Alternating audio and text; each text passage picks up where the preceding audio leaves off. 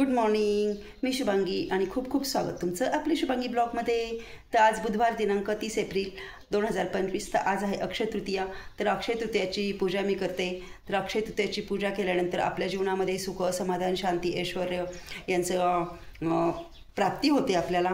त्याकरता ही पूजा आपण अवश्य केली पाहिजे। तर मी ती पूजा करते आणि संपूर्ण पूजाविधी तुम्हाला दाखवते। तर व्हिडिओ शेवटपर्यंत नक्की बघा। तर इथे अक्षय तृतीयाची पूजा करण्यासाठी मी सर्व साहित्य एका ठिकाणी ठेवलेले। आता मी पूजेला सुरुवात करते। पूजेला सुरुवात केल्या सर्वप्रथम आपल्या स्वतःच्या कपाळाला हळदी कुंकू लावून घ्यायचं आणि डोळ्यांना पाणी लावायचं। कुठली पण पूजा करताना अगोदर डोळ्याला पाणी लावायचं। त्यानंतर मी इथे सर्वप्रथम गणपती बाप्पांची पूजा करते। ओम गं गणपते नमः। प्रथम पूज्य गणपती बाप्पा। तर आपण ओम गं गणपते नमः, ओम गं गणपते नमः असं 5 वेळेस गणपती बाप्पाच्या अंगावर पाणी टाकायचं। जर तुम्ही पंचामृत किंवा दुधाने आंघोळ घातली तरी चालेल, काही हरकत नाही। ओम गं गणपते नमः, ओम गं गणपते नमः, ओम गं गणपते नमः। गणपती बाप्पांचे अभिषेक झाल्यानंतर गणपती बाप्पांना एका कपाने स्वच्छ पुसून घ्यायचं। ओम गं गणपते नमः। आणि इथे 2 नागरीचे पानं मांडायचे। नागरीच्या पांड्यावर गणपती बाप्पांची स्थापना करायची। तर इथे मी गणपती बाप्पांची स्थापना करते।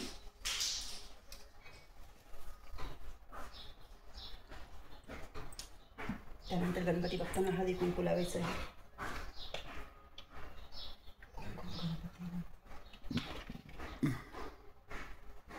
ओम गं गणपते नमः, ओम गं गणपते नमः, ओम गं गणपते नमः। गणपती बाप्पाला प्रिय असलेले जास्वंदाचे फूल अर्पण करायचे।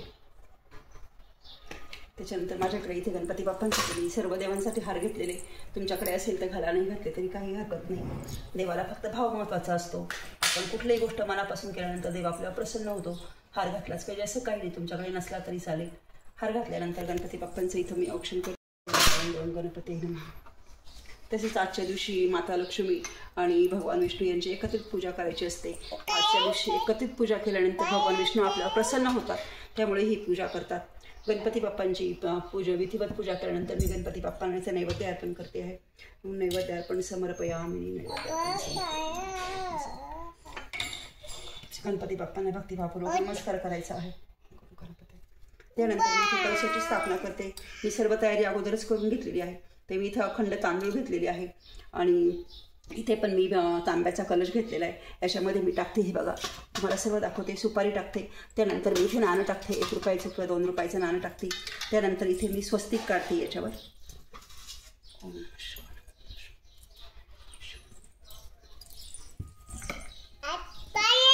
आणि इथे कुंकू आणि मी स्वस्तिक काढलेलं आहे। तुम्ही स्वस्तिक काढा किंवा टिंब दिला तरीही चालेल, काही हरकत नाही। त्यानंतर मी 5 नागरीची पानं ठेवते।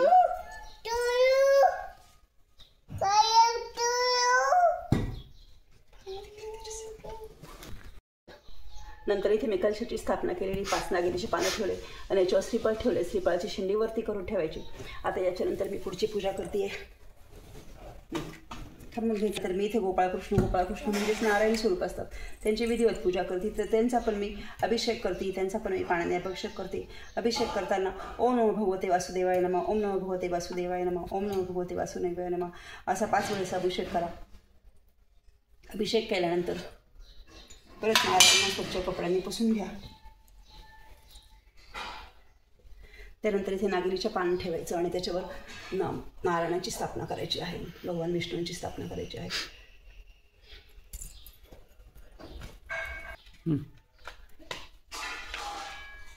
कपाळी अक्षता, हळदी कुंकू,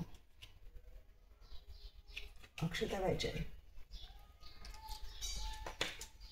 त्यानंतर यांच्यासाठी पण माझ्याकडे वस्त्र आहे, मी वस्त्र घालते त्यांना।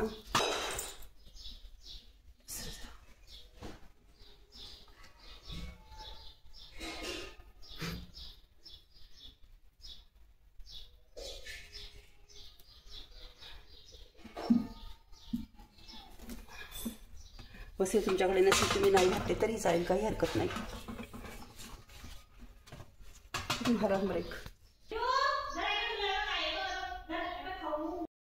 गोपाळकृष्णांना वस्त्र घातल्यानंतर त्यांच्या गळ्यामध्ये हार घालायचा आहे।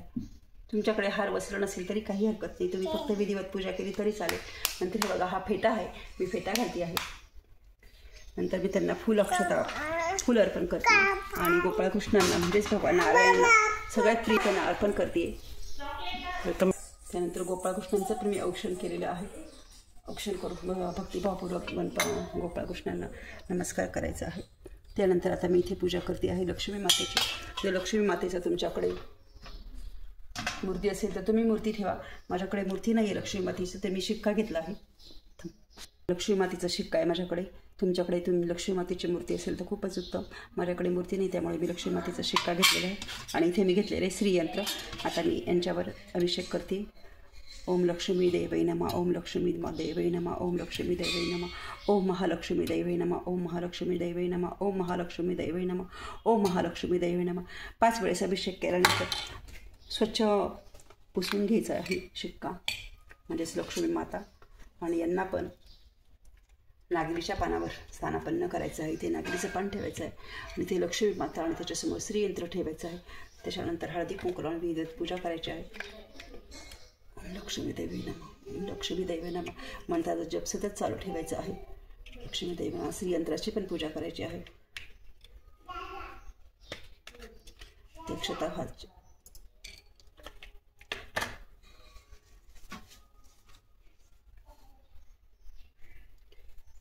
ओम महालक्ष्मी देवे नमः, ओम महालक्ष्मी देवे नमः, ओम महालक्ष्मी देवे नमः, ओम महालक्ष्मी देवे नमः.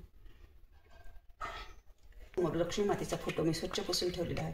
त्यांना पण हळदी कुंकू लावायचं आहे.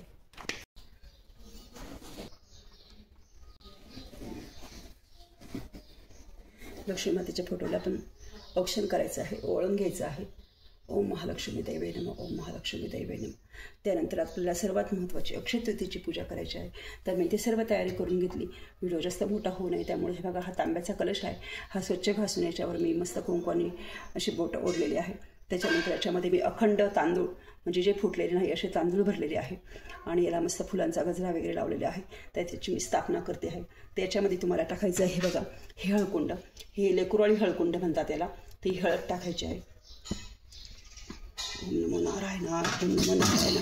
त्याच्यानंतर याच्यामध्ये हा शिक्का टाकायचा आहे. ही खरी लक्ष्मी असते. आपण नोटा म्हटला तर नोटा नाही, ही खरी लक्ष्मी असते.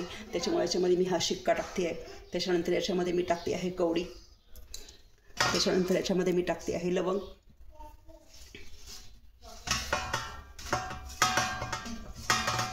बस, इथे वेलदोडा होता. त्यानंतर मी याच्यामध्ये टाकते वेलदोडा. असे सर्व पदार्थ टाकल्यानंतर लक्ष्मी मातेला व लक्ष्मी नारायणाला यांना नमस्कार करायचा आहे. भक्तिभावपूर्वक नमस्कार करायचा आहे. चुकलं मागलं क्षमा मागायची आहे.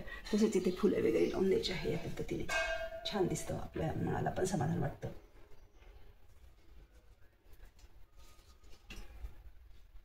हे आमच्या घराच्या बाहेरच झाडं लावलेली त्याचीच फुलं आहे.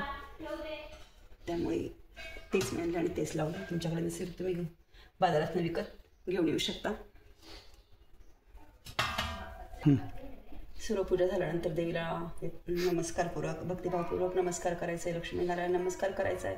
काही चुकलं मागलं असेल तर क्षमा मागायची आहे व आपल्या कुटुंबाला सुख समाधान शांती आरोग्य लाभावे याच्यासाठी प्रार्थना करायची आहे.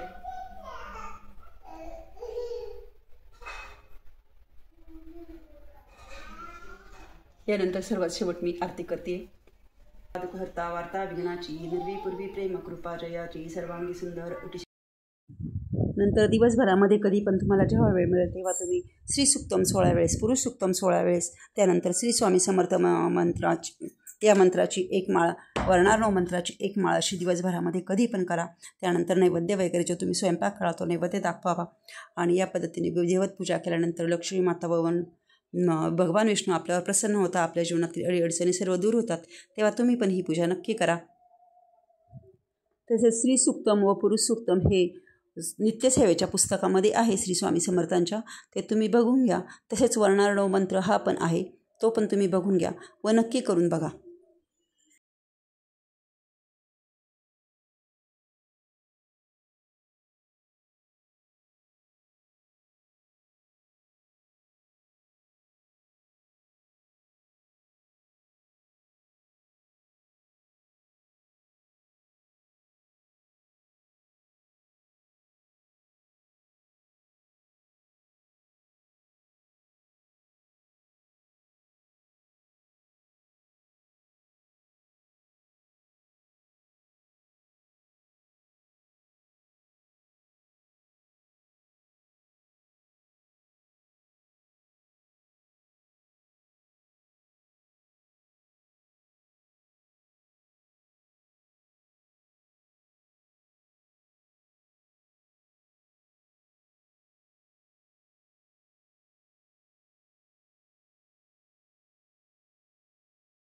तसेच अक्षय तृतीयेच्या तुम्हाला खूप खूप शुभेच्छा.